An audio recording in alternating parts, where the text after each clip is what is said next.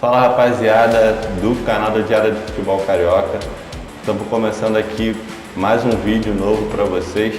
Dessa vez viemos aqui com o nosso parceiro Igor Rodrigues, que vai estar contando um pouquinho mais para vocês da paixão dele, que é o Clube do Fluminense.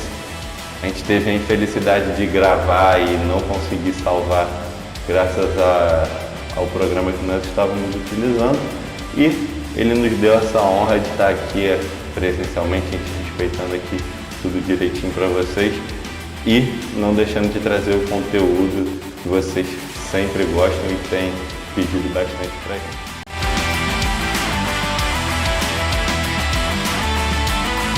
Igor, se apresenta aí pra galera, um prazerzão. Beleza, João. Obrigado, uma satisfação estar com vocês novamente. Sou torcedor fanático do Flusão, como outros milhões que a gente tem aí no Rio de Janeiro. E vim trazer um pouquinho mais da nossa experiência, bater um papo, né? Minha experiência de, talvez não tanta de idade, mas um tempo considerável de torcida também. E pra gente bater um papo e conversar de coisa boa, não só do Fluminense, mas do futebol de uma maneira geral. Então, vocês que curtem bastante esse quadro da Camisa ao Coração, e espero que vocês estejam gostando desse tipo de conteúdo, deixe sua ideia de vídeo aqui embaixo nos comentários, de pessoas, personalidades que a gente pode estar trazendo aqui para vocês exclusivamente. Pode mandar mensagem lá no direct do nosso Instagram, que vai estar passando aqui embaixo, Diário de Futebol Carioca, para que a gente possa estar trazendo outras personalidades para vocês. Igor, primeiramente, queria saber onde começou essa sua paixão, essa nossa paixão, se a gente pode dizer assim, pelo Fluminense. Então, cara, meu pai é tricolor, fanático, ele começou a ter uma frequência maior em jogos, principalmente depois que eu comecei a acompanhar mais. Ele não tinha tanta frequência assim, pelo menos desde que eu nasci, mas ele sempre foi tricolor, não de frequentar tanto o estádio, mas sempre de acompanhar, e naturalmente ele passou essa paixão para mim. E tem até uma história curiosa, inclusive, né, que eu lembro, é uma das primeiras lembranças assim, que eu tenho de Fluminense, talvez até de futebol tem um pouquinho antes, da Copa de 94, mas de Fluminense, talvez seja a primeira grande lembrança que eu tenho, que é justamente de 1995. Da final do Carioca, 25 de junho, se eu não estou enganado. Eu lembro bem que estava tendo uma festa lá em casa no dia do jogo, não sei se era festa junina, alguma coisa assim, estava tendo algum evento lá em casa, família toda, cheio pra caramba, e eu lembro que estava passando o jogo no dia, né? E naquele contexto a gente tinha a vantagem do empate e tudo mais, começamos com 2-0 no placar, então meu pai já estava naquela alegria e tal, chegou no segundo tempo, né? O Flamengo empatou, 2-2, e o empate dava o título para o Flamengo. Então eu lembro que ele ficou naquela tensão, eu lembro de estar passando o jogo na televisão, acho que, não sei se alguém desligou, enfim, ele parou de ver na televisão, colocou só no rádio, na parte da garagem de casa, e eu lembro que eu falei assim, sem motivação alguma assim, externa, foi de mim mesmo que eu botei na minha cabeça assim, poxa, não tinha aquela definição ainda de Fluminense, apesar dele me direcionar, mas eu não tinha aquilo certo para mim.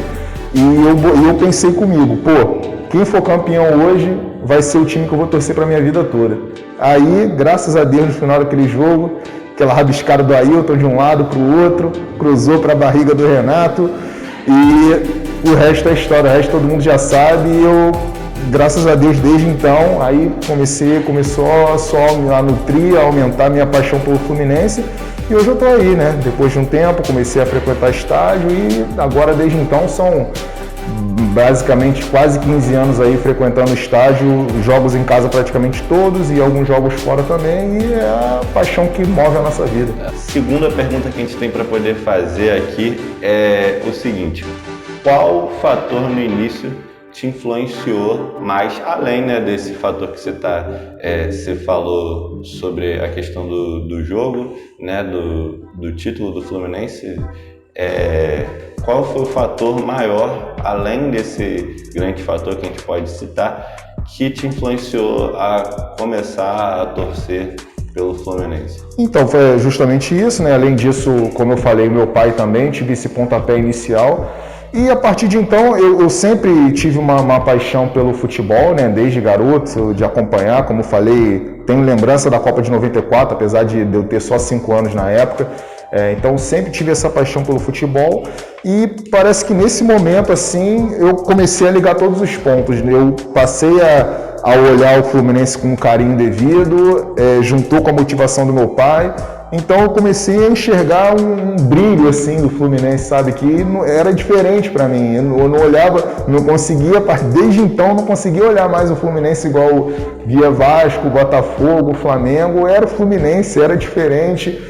As cores, um sentimento, sabe? Parece que vira uma chave dentro de você assim que você já está programado para aquilo. Então, desde então, não consigo nem cogitar outra coisa que não seja o Fluminense dentro do futebol.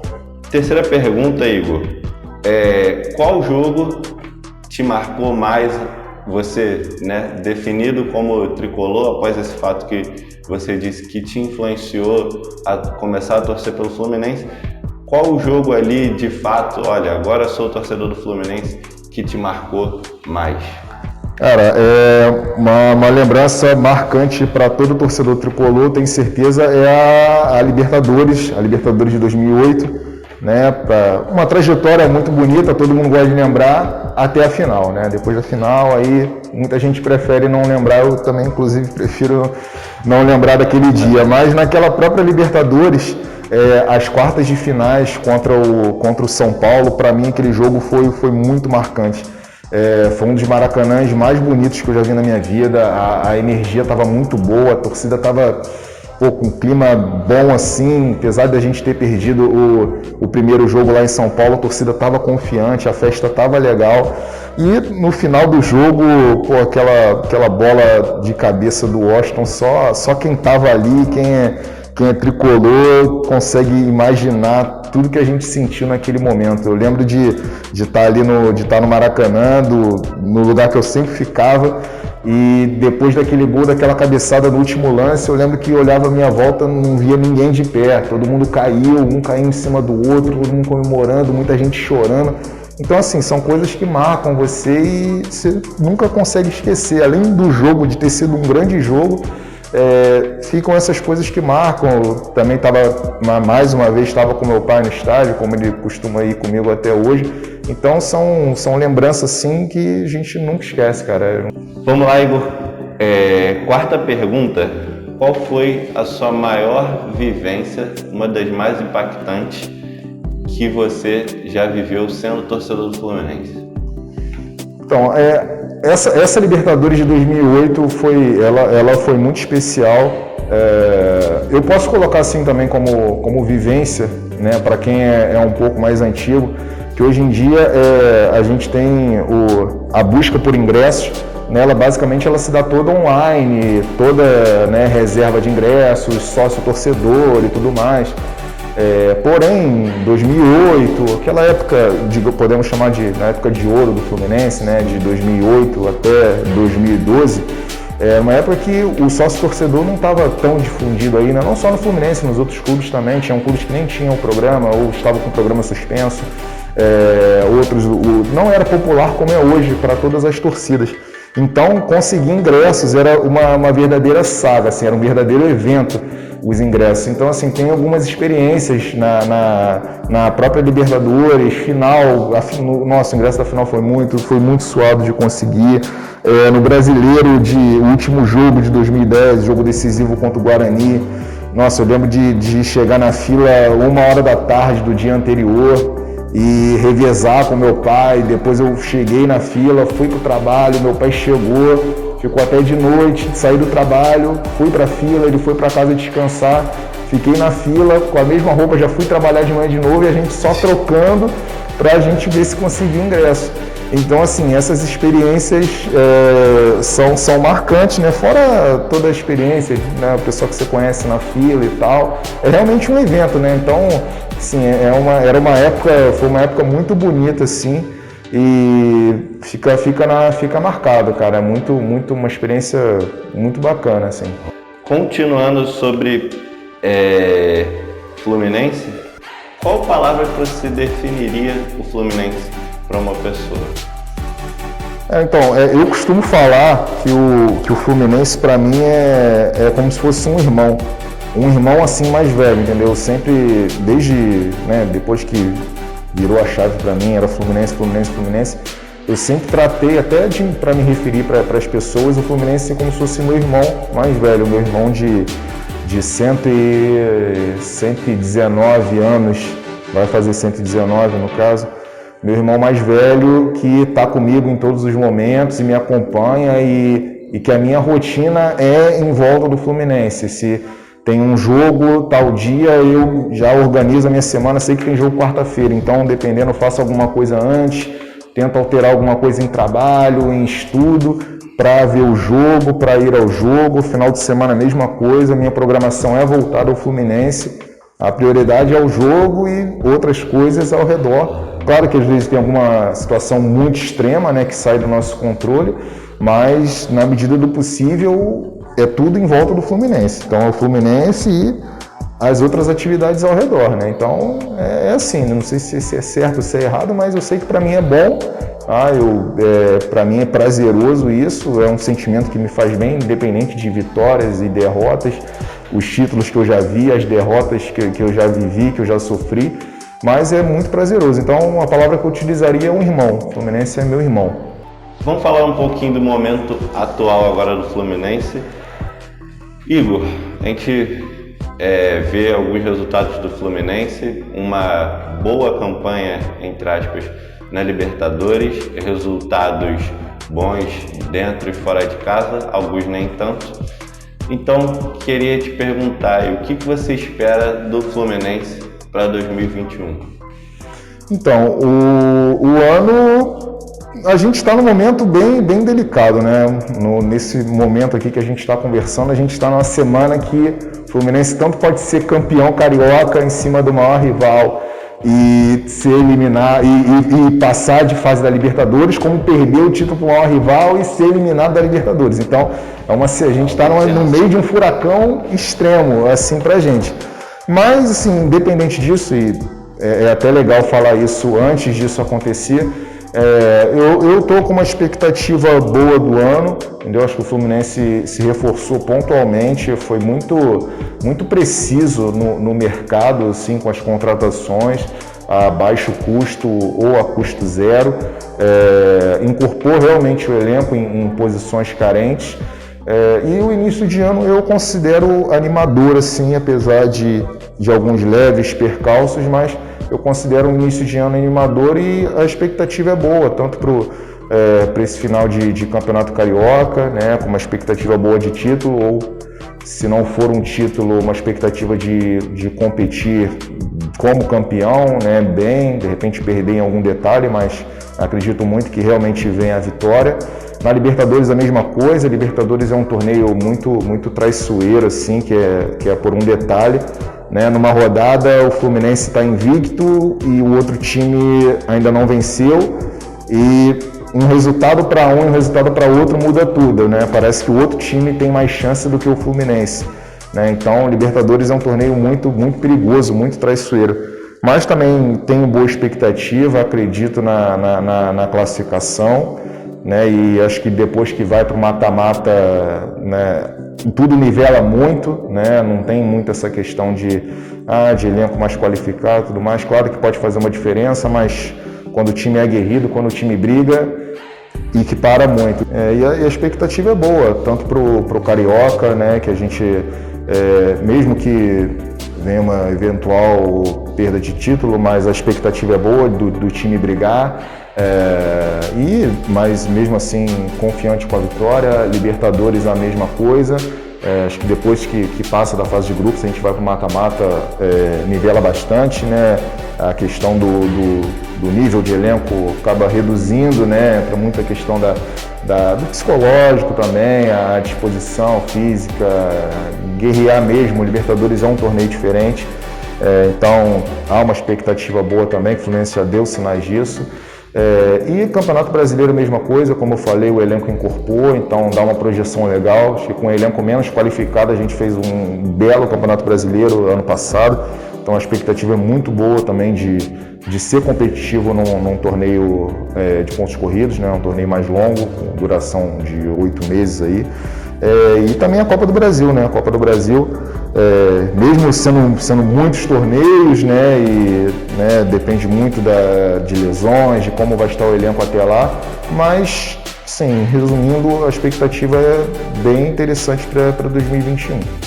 Vamos para o nosso finalzinho da nossa entrevista, que a gente já está finalizando, e eu queria te fazer uma pergunta já com esse tema que a gente está falando sobre a final, né? Amanhã, a gente está gravando na sexta-feira, um dia que antecede a final contra o maior rival do Fluminense aqui no Rio de Janeiro, pelo Campeonato Carioca.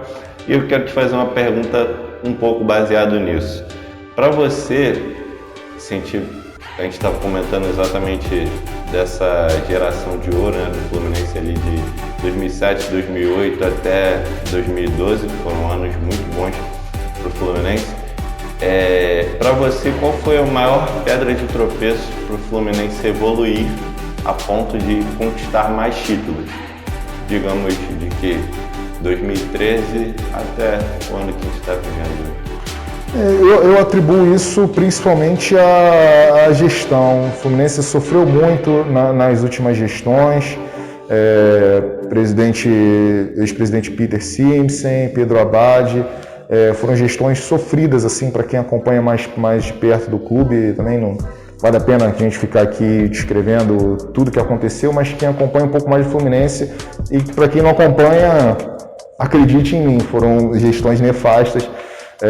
Muito triste o que aconteceu com o clube, assim. Por isso que é tão gratificante para a gente ver o Fluminense se reerguer dessa forma, até talvez de maneira um pouco surpreendente, assim, se for pensar alguns anos atrás, a nossa projeção era bem mais negativa do que é hoje.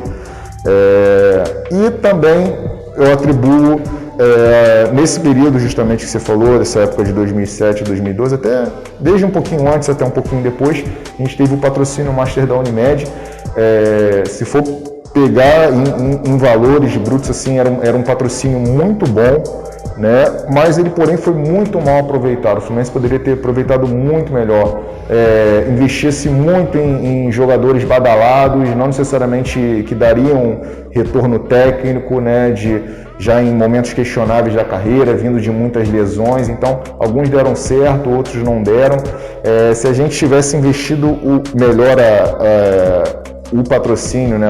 O dinheiro da Unimed, que foi bom para a época, eram valores muito interessantes, se a gente for pensar naquela época, com certeza o Fluminense teria ido melhor. Investia-se muito em jogadores de frente, que eram jogadores que davam aquela mídia, né? Investia-se pouco em defensores, mais meio campo, atacantes, estar na mídia, e a Unimed, o nome. Então, preocupava-se muito com a imagem, né, da Unimed, consequentemente do clube, e pouco com a questão técnica mesmo do time. Então, eu atribuo muito esses fatores, né, que resume-se tudo à gestão. O Fluminense sofreu muito com as gestões. Última pergunta para a gente estar finalizando esse quadro. Espero que você esteja gostando. Você que é novo aqui no canal, não deixa de perder essa oportunidade. Se inscreve aí para estar podendo acompanhar esse nosso tipo de conteúdo. E agora, para a gente finalizar essa entrevista com o Igor aqui, que deu esse prazer enorme aqui para a gente entrevistá-lo novamente, a gente vai passar para um quadro que a gente chama Quiz. Esse quadro, para quem não entende e para quem não sabe, ele tem o intuito do seguinte: a gente tem algumas palavras aqui de importância para o Fluminense, e aí a gente vai estar falando nessas palavras e ele vai ter que tentar definir essas palavras com um adjetivo, uma característica que para ele seja importante. Por exemplo, futebol, Maracanã, café da manhã, pão. Exemplos bobos, assim, mas que a gente vai poder fazer o quiz aqui. Então, acompanhe aí com a gente esse quiz. Tempo na tela, começando. Brasileiro. Brasileiro. Objetivo. Fred. Ídolo. Libertadores. Obsessão. Maracanã. Casa. Torcida.